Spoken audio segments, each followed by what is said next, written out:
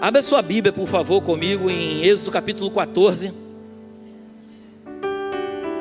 versículo 15.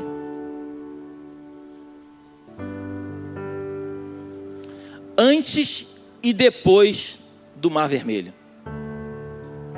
Repete comigo: antes e depois do Mar Vermelho.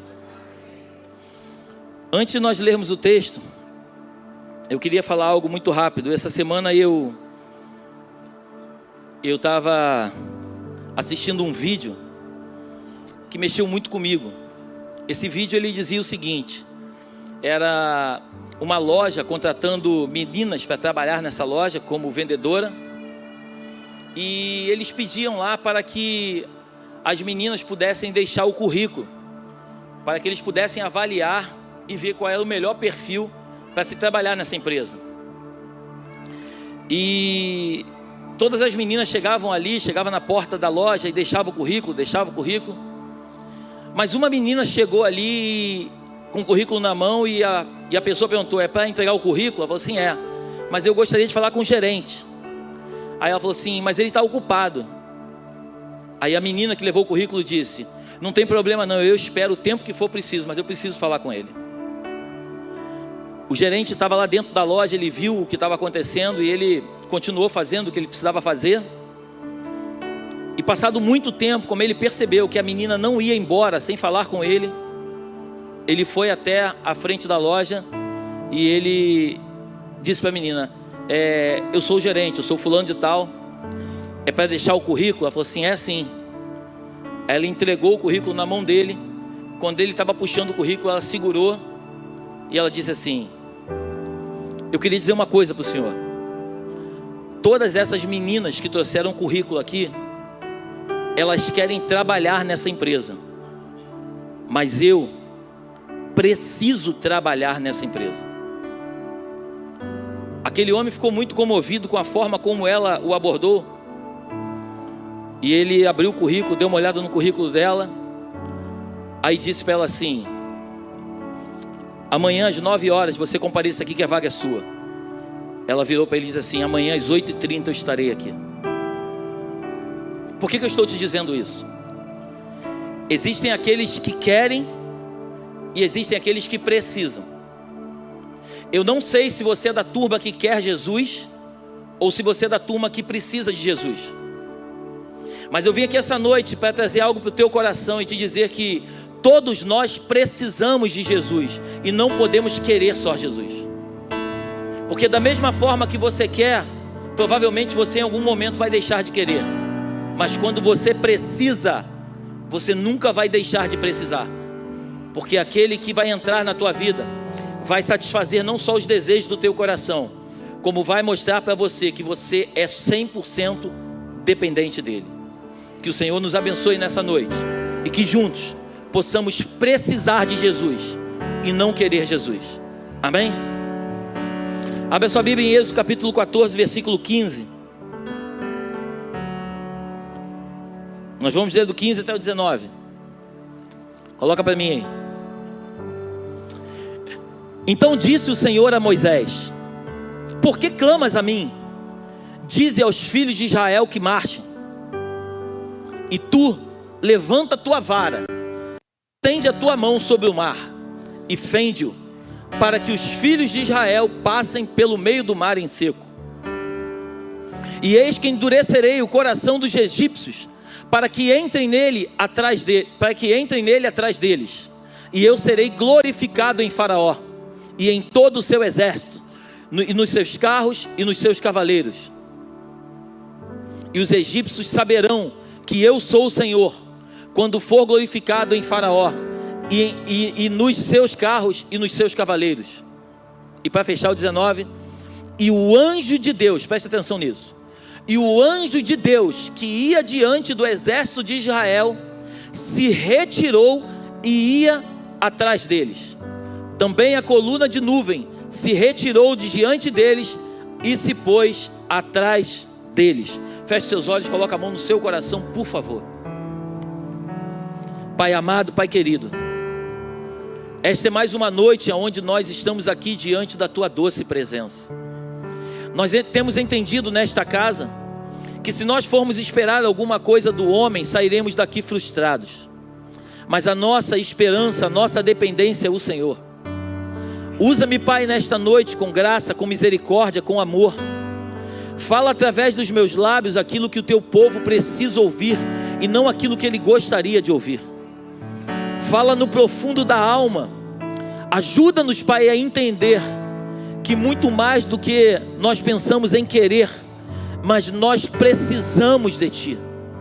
Ajuda-nos, Deus, a fechar essa lacuna, esse espaço, esse vazio que muitas vezes sentimos na nossa alma, e as coisas materiais nunca, Pai, nunca irão preencher. Fala conosco neste dia. Esta é a nossa oração, em nome de Jesus. Amém e amém. Dê o melhor aplauso que você pode dar ao Senhor.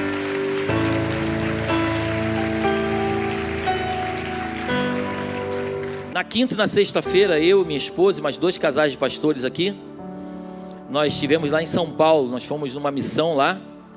Fomos, na verdade, num café de pastores na quinta-feira de manhã. À noite fomos assistir um culto na igreja de um amigo. E voltamos na sexta-feira. Mas foi um tempo de muito aprendizado. E eu costumo dizer que a gente tem que aprender com quem está fazendo certo, amém? Isso não é vergonha nenhuma, a gente ir até alguns locais para poder entender o que Deus está fazendo, não para copiar, mas para entender a movimentação no Espírito. E ficamos muito impactados. Visitamos uma igreja na parte da manhã de 6.000 lugares, uma igreja de 22.000 membros. E visitamos uma outra à noite com 5.000 membros para 2.500 pessoas, os lugares ali no templo. Mas interessante que todos eles começaram pequenos. Todos eles começaram de uma forma bem pequenininha, mas tomaram posse de uma palavra que foi liberada por Deus sobre o coração deles. Eles não se importaram com aquilo que falaram a respeito deles e nem tampouco o que disseram para eles. Um deles chegou até a me dizer que esse último que nós fomos na igreja de 5.000 membros, eles mudaram agora no começo de ano para essa igreja de 2.500 cadeiras. E ele estava me dizendo que eles estavam num lugar menor do que o nosso, de 390 lugares. Eles tinham 4 cultos no domingo, eles tinham aproximadamente 2.000 membros. E quando eles estavam pensando em mudar, ele disse que uma mulher de oração, uma mulher que caminhava com ele há muito tempo, chegou para ele e disse: pastor, não fica triste comigo não, mas eu sinto no meu coração, Deus manda te dizer que você não deve ir para esse lugar, porque nós somos felizes aqui, a gente não pode sair daqui, porque lá não é o lugar para nós. Ele disse que recebeu a palavra, ele, por dentro ele ficava: está amarrado, Satanás. E ele, baseado naquilo que o Senhor falou ao coração dele, ele tomou a decisão, ele pulou para esse local. E em 7 meses a igreja saiu de 2.000 membros para 5.000 membros. E eu não estou falando de quantidade, estou falando de vidas que estão sendo resgatadas, amém? E ele começou a me dizer o seguinte: pastor Léo, muitas vezes a gente fica diante de situações em que Deus nos libera uma palavra e às vezes o povo não entende aquilo que Deus fala conosco. Mas se eu puder te dar um conselho como amigo, fica agarrado àquilo que Deus fala ao teu coração, não àquilo que as pessoas falam aos teus ouvidos. E eu peguei aquela palavra, eu agarrei aquela palavra e eu estou comendo, estou mastigando essa palavra todos os dias e estou querendo entender de fato o lugar aonde Deus quer nos levar. E não estou falando de lugar físico, mas eu estou falando no espírito, amém? Porque quando uma pessoa ela anda no espiritual, as coisas materiais, elas simplesmente vão se acomodando na vida dessa pessoa. E o que eu quero falar com você essa noite é exatamente sobre isso, é sobre jurisdição. Quando a gente vai parar e vai refletir sobre o nosso país, nós temos aqui um prefeito na cidade do Rio de Janeiro. O prefeito é aquele que tem autoridade sobre a cidade. Nós temos aqui um governador, o governador é aquele que governa o estado. E nós temos um presidente, que é um presidente que preside, que governa o nosso país. Então cada homem de autoridade, cada mulher de autoridade, ele tem uma jurisdição, ele tem um governo sobre aquele lugar, aquele pedaço que lhe é concedido. Estamos juntos até aqui?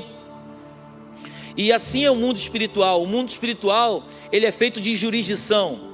Existe algo no espírito, e eu quero nessa noite que você entenda, repete comigo: governo. Existe um governo espiritual que está muito acima do governo natural.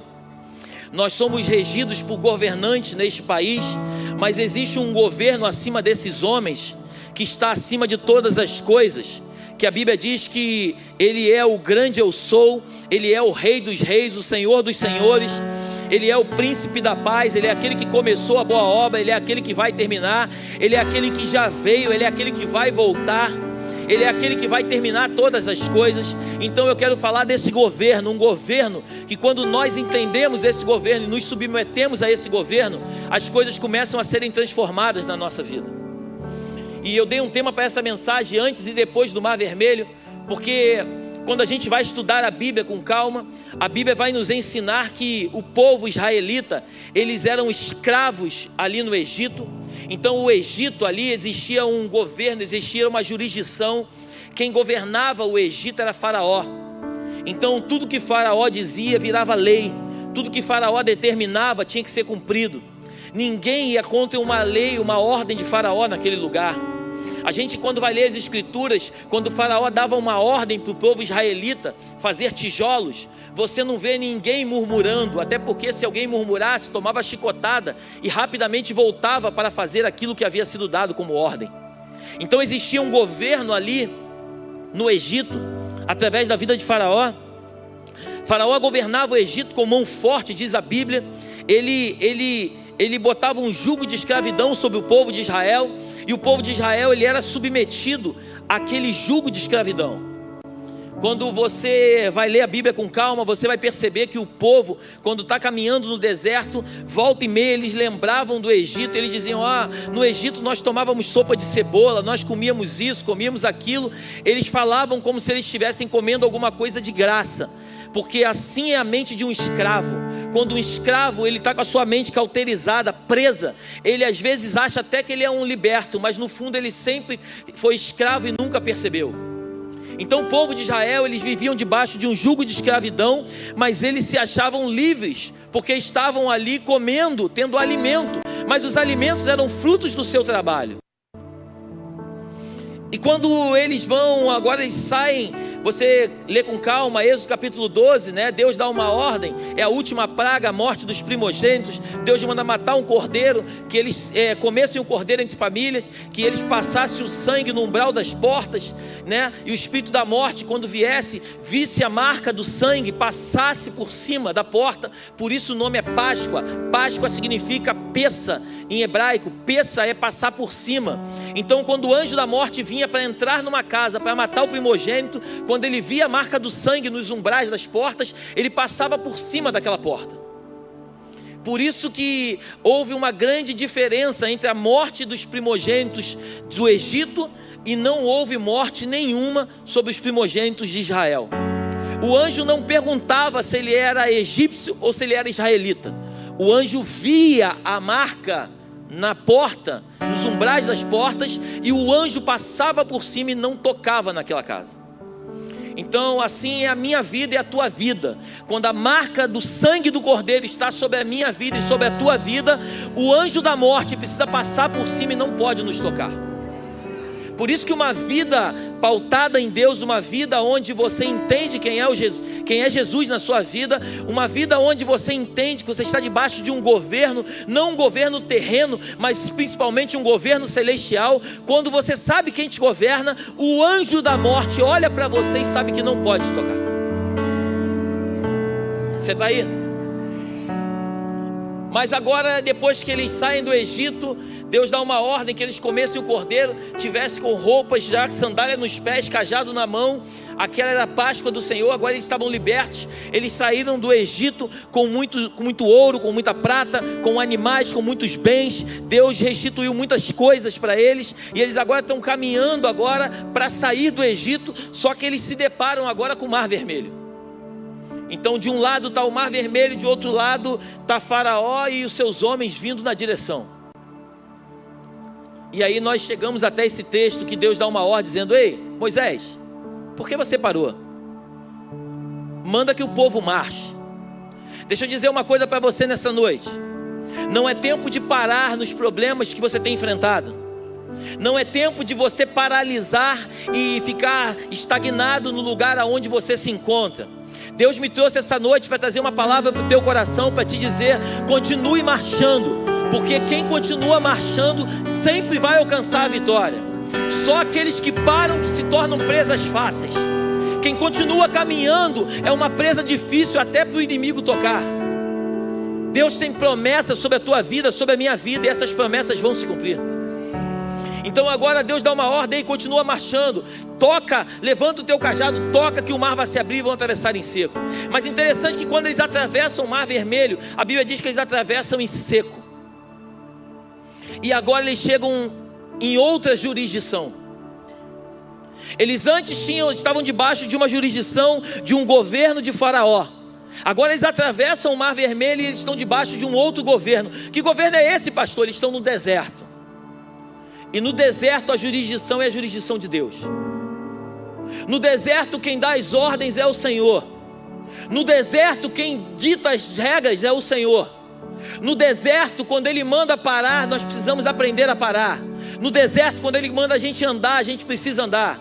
No deserto, quando Ele manda a gente sacrificar, a gente precisa sacrificar. No deserto, quando Ele precisa falar conosco, nós precisamos parar para ouvir. É no deserto que nós estamos debaixo de uma outra jurisdição, uma jurisdição de Deus. Repete comigo: jurisdição de Deus. Interessante que no Egito, eles estavam debaixo da jurisdição de Faraó, eles obedeciam o comando de Faraó e eles faziam tudo que Faraó mandava. Mas agora eles estão debaixo de uma outra jurisdição, debaixo de um outro governo, que não é um governo terreno, mas é uma transição de um governo terreno para um governo espiritual. Mas agora, muitas vezes, eles não se submetem a esse governo. Deus está falando com alguém aí? A pergunta que eu faço para você essa noite é: por que muitas vezes nós temos facilidade a nos submeter à autoridade terrena, mas quando um governo celestial, o governo que está acima de todo e qualquer governo, está sobre a nossa vida e manda que a gente venha fazer alguma coisa, por que nós temos dificuldade de obedecer a esse comando? Porque quando eles estavam debaixo de uma outra jurisdição, agora começa a descer algo do céu que eles nunca tinham visto? Por que Deus diz para eles o seguinte: olha, coma isso todos os dias, não guarde para o dia seguinte, porque se guardar vai dar bicho. Mas eles agora já não querem mais confiar como eles confiavam, mas eles agora pegam e guardam para o dia seguinte. Quando vão no dia seguinte comer, deu bicho. Mas interessante que esse mesmo governo diz o seguinte: quando chegar no 6º dia, você vai pegar para o seu dia e para o dia seguinte, você vai guardar para o 7º dia, porque no 7º dia não vai descer maná do céu e não vai dar bicho. E quando eles pegavam do 6º para o 7º dia, eles pegavam 2 porções, a que eles iriam comer em um dia e a porção que eles iam comer no dia seguinte, porque no dia seguinte não desceria maná do céu. Eu quero que você comigo construa algo que Deus está querendo falar comigo e contigo nessa noite. Nós temos muita facilidade em obedecer pessoas que nós vemos, mas nós temos muita dificuldade de se relacionar com Deus invisível, a qual tem desejo de se relacionar conosco de uma forma muito íntima. Nós temos muita facilidade, se o pastor chegar aqui agora e falar assim: olha, todo mundo em pé, é engraçado que todo mundo fica de pé. Mas quando o Espírito de Deus agora pede para que nós possamos entrar agora no Espírito com Ele, para Ele revelar segredos ao nosso coração, muitos de nós talvez peguem o celular e fiquem mexendo e perdendo tempo com coisas que não vão trazer edificação. O que eu quero nessa noite é simplesmente fazer você pensar um pouco e perceber que muitos dos problemas que eu e você enfrentamos são problemas que estão relacionados ao nosso comportamento, à nossa forma de agir e principalmente à nossa forma de pensar. O escravo, ele muitas vezes ele é um escravo, mas ele acredita que ele é um homem livre. Interessante que ontem de manhã estávamos eu e minha esposa lendo a carta de Paulo, segunda carta de Paulo a Timóteo, e nós estávamos com os meninos ali ensinando para eles a palavra de Deus. E Paulo, ele é interessante que ele está preso, mas ele começa a incentivar os seus discípulos a continuar acreditando que vale a pena continuar pregando o evangelho. Só que o que fez com que Paulo se tornasse um prisioneiro foi exatamente o evangelho. O que Paulo estava dizendo para os discípulos é o seguinte: olha, apesar de o evangelho estar me colocando neste lugar, não deixe de pregar o evangelho, não deixe de viver o evangelho, porque o evangelho é a única coisa que vocês têm na vida. Paulo, ele era um prisioneiro, mas a mente de Paulo era uma mente livre. E muitos de nós, às vezes, caminhamos pela rua livremente, sem uma tornozeleira, sem nada, mas somos escravos, prisioneiros de um sistema, de um governo que tenta aprisionar a nossa mentalidade. Você está aí? Quando você vai para João capítulo 5, João capítulo 5 nos remete a uma história muito interessante. Fala do paralítico do tanque de Betesda. Quando você lê com calma, aquele homem estava 38 anos naquele mesmo lugar, assim, naquele estado de paralisia. Aquele homem estava ali há 38 anos sofrendo daquele problema. E quando Jesus se apresenta para ele, Jesus faz uma pergunta, fala assim: tu queres ser curado? Aquele homem começa a dizer para Jesus o seguinte: Senhor, todas as vezes que eu tento entrar na água, vem alguém na minha frente e pula. Eu fico imaginando Jesus falando com ele: ei, mas espera aí, cara, eu não estou perguntando se alguém pula na frente, eu estou simplesmente perguntando se você quer ser curado. Até quando você vai pegar o teu problema e vai jogar a culpa do teu problema nas pessoas que estão aí do lado? Até quando você vai continuar dizendo que as coisas não acontecem contigo porque você não tem oportunidade, ou que você é uma pessoa que não tem valor? Até quando você vai continuar falando, repetindo palavras que não vão trazer a solução para o teu problema? Até quando? Jesus chega para aquele homem e diz assim: ei, eu não estou perguntando se alguém vai te jogar na água. Esse tanque não tem nada a ver com a tua cura. A tua cura sou eu. Estou aqui, ó, de frente para você. Eu sou a própria cura, sou eu que falo contigo. Jesus não estava ali tendo um diálogo com aquele homem para perguntar para aquele homem quantas vezes por dia ele era colocado ali, que horas ele chegava, nem tão pouco que horas ele saía. Jesus não estava nem um pouco preocupado com isso. Jesus só se apresentou para ele dizendo o seguinte: ei, a tua hora chegou, cara, mas agora não depende mais de mim, depende de você, cara. Você está aí? Eu quero nessa noite, como profeta de Deus, te dizer: a tua hora chegou. A tua hora chegou. Mas isso já não depende mais da jurisdição de Faraó, mas depende agora da jurisdição de um governo espiritual. Você precisa sair da tua mente presa a esse sistema corrupto chamado terra e entrar com a tua mente renovada num governo celestial, onde o Senhor quer fazer coisas grandes sobre a tua vida. A Bíblia diz em Lucas capítulo 10, versículo 19, que Ele nos deu autoridade para pisar em serpentes e escorpiões, e nenhum dano irá nos causar. A Bíblia chega ao ponto de dizer que nós podemos tomar até alguma coisa, algum veneno, que nós não teremos dano nenhum.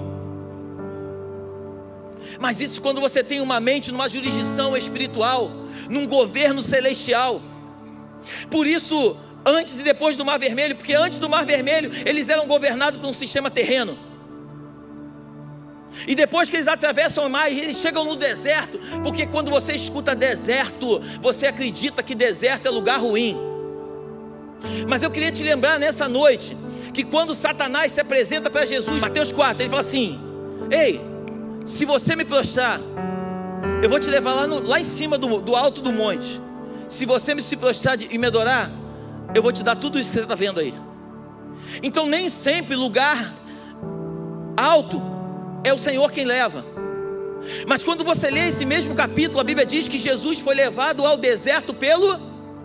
Fala alto para mim, pelo Espírito. Nem sempre lugar de deserto é lugar de sofrimento. É no deserto que Deus trata as nossas feridas. Eu conversava com alguns homens ali em cima, e eu estava dizendo para eles o seguinte: o deserto é um lugar necessário. O deserto é um lugar onde Deus trata as nossas feridas, porque para Deus não foi difícil tirar o povo do Egito, difícil foi tirar o Egito do povo. O grande problema não é você sair, pastor, a minha vida vai mudar quando eu sair da casa que eu moro. Você pode muito bem sair da casa que você mora, mas a tua vida não vai mudar enquanto a tua mente não mudar. Porque não é o lugar físico onde você habita, mas é o lugar espiritual onde você resolveu entrar. O Senhor tem falado comigo nesses dias que nós, para entrarmos em um lugar que tanto desejamos, quem é que tem sonhado comigo na cidade de Belém? Eu tenho sonhado todos os dias. Talvez possa parecer um sonho muito longe, muito longe para quem olha para um plano terreno, mas é um lugar muito mais perto do que nós imaginamos, quem olha para um plano espiritual. A Bíblia diz que o meu pai, o teu pai é dono do ouro e da prata, todas as coisas pertencem a Ele. Aquilo que parece caro para mim, para Ele não é nada. Então por isso aquilo que parece que é muito longe quando eu boto a minha mente aprisionada a uma jurisdição, um governo terreno. Mas quando a minha mente é levada cativa até o altar de Deus e eu começo a sonhar com os planos de Deus, eu percebo que aquilo que eu sonho não é nem um pedacinho daquilo que Ele tem para mim. A Bíblia diz que nem olhos viram, nem ouvidos ouviram, nem jamais penetrou no coração do homem aquilo que Deus tem preparado para aqueles que o amam. Eu não sei você, mas eu amo a Deus de todo o meu coração. Então a minha mente, ela não é capaz de poder entender os projetos dele para a minha vida. Eu amo esse aleluia. Vamos incendiar esse lugar. Vamos incendiar esse lugar.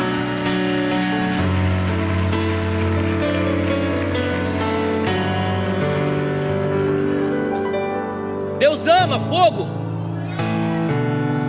O fogo de Deus. Eu preparava essa mensagem e o Senhor falava muito ao meu espírito que a igreja está precisando entrar em um lugar. Quando eu olho para a igreja e hoje eu vejo essa igreja linda, o Senhor me remete todas as vezes lá quando nós começamos. Eu pregava para 2 pessoas, a minha sogra está aqui que não me deixa mentir. Teve um dia que não tinha ninguém, ela foi na minha empresa chamar uma funcionária minha para assistir o culto para eu não ficar triste. Mentira ou verdade? Vamos lá, eu não imagino, eu não sei o que ela falou, deve ter falado, vamos lá comigo pelo amor de Deus, para ele não ficar sozinho. Eu montava o som todo, eu arrumava tudo, caixa de som nas costas, eu arrumava tudo, deixava tudo preparado para receber uma multidão, e às vezes ia uma pessoa. Mas a minha mente não estava presa naquilo que os meus olhos viam, a minha mente estava presa naquilo que o Senhor havia dito. Glórias a Jesus. E hoje nós estamos aqui. Hoje nós estamos aqui e quem estiver verá. Em pouquíssimo tempo. Quem estiver verá. Em pouquíssimo tempo nós vamos para um lugar onde vai ser uma cidade Belém. Vai ter um mercado solidário, vai ter uma escola, vai ter um ambiente para os teus filhos, vai ter um lugar onde nós vamos poder congregar em unidade. Nós vamos se amar, nós vamos nos abraçar, nós vamos cuidar um do outro, nós vamos receber o órfão, a viúva, nós vamos abençoar, nós vamos mudar a história desse bairro. Eu não sei se você acredita nisso.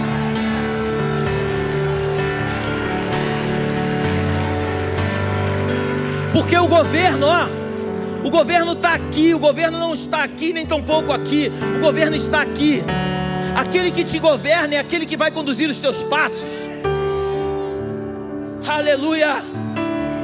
Xerandarabacê. Chorandará. Interessante que essa semana eu estava conversando com umas pessoas e essa semana e ele está aí. Checandará, mandará,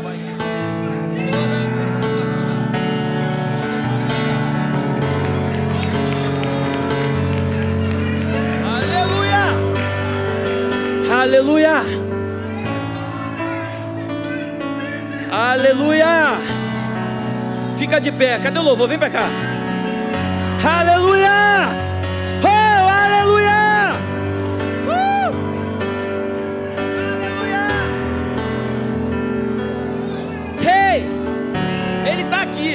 E aonde ele está é um ambiente de cura. Eu não sei se você crê nisso, Nós já oramos por cura, mas se você ainda não recebeu a tua cura, toma posse, porque a tua mente é o que vai te governar. A Bíblia diz que ele está amarrado, ele está maquinetado. A Bíblia diz que há 2000 anos atrás ele foi morto, ele foi moído. A Bíblia diz que o meu Jesus, o teu Jesus, no monte do Gólgota, repete comigo, Gólgota, monte da caveira, a cruz de Cristo foi cravada na cabeça da serpente. Por isso, quando você vai lá para o livro de Gênesis, a Bíblia diz que o Senhor colocaria inimizade. Uau!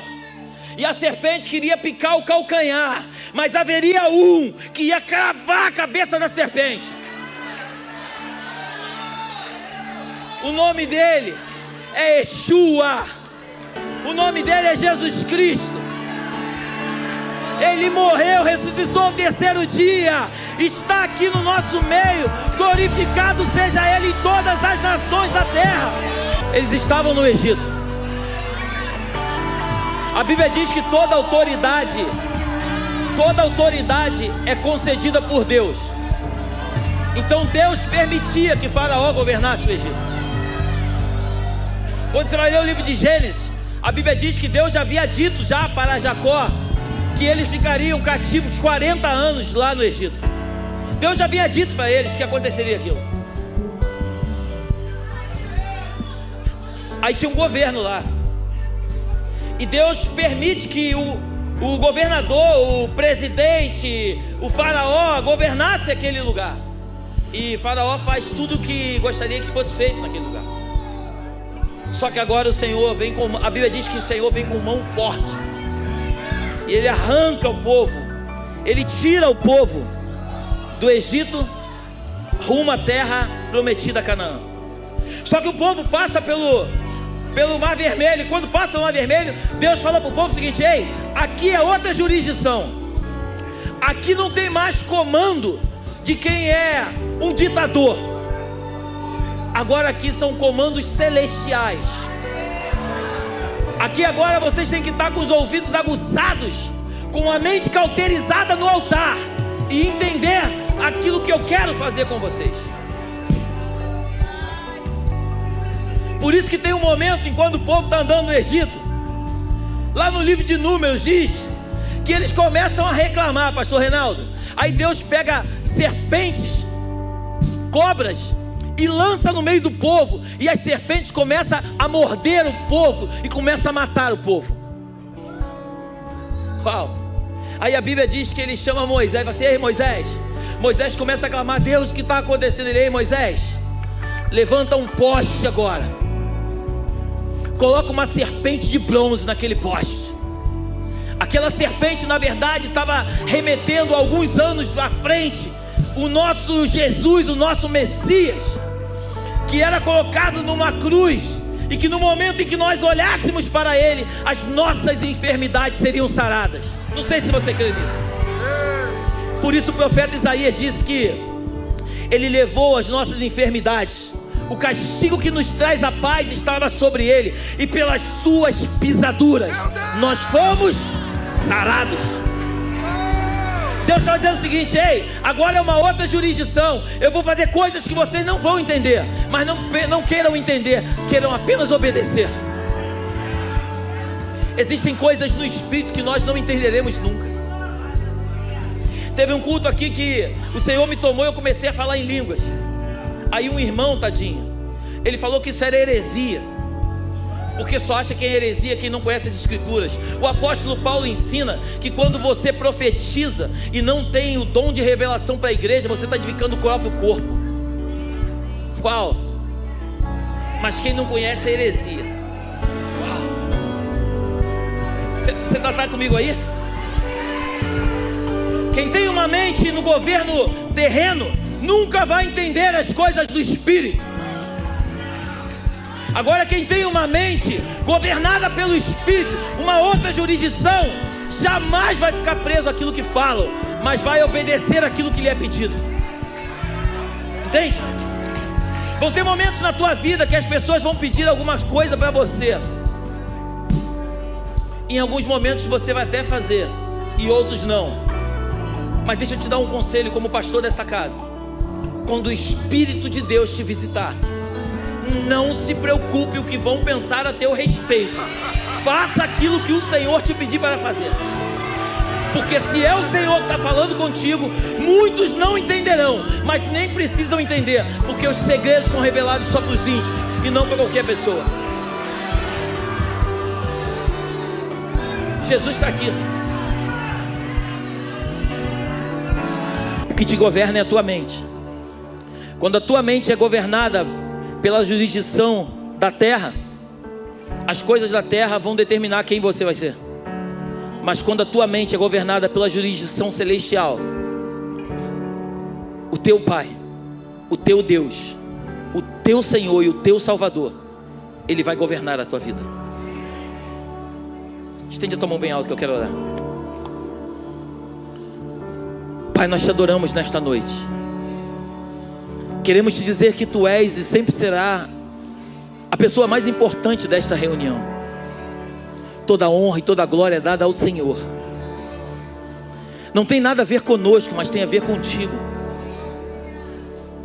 Obrigado pela Tua misericórdia, pelo Teu favor sobre a nossa vida. Derrama sobre nós, meu Pai.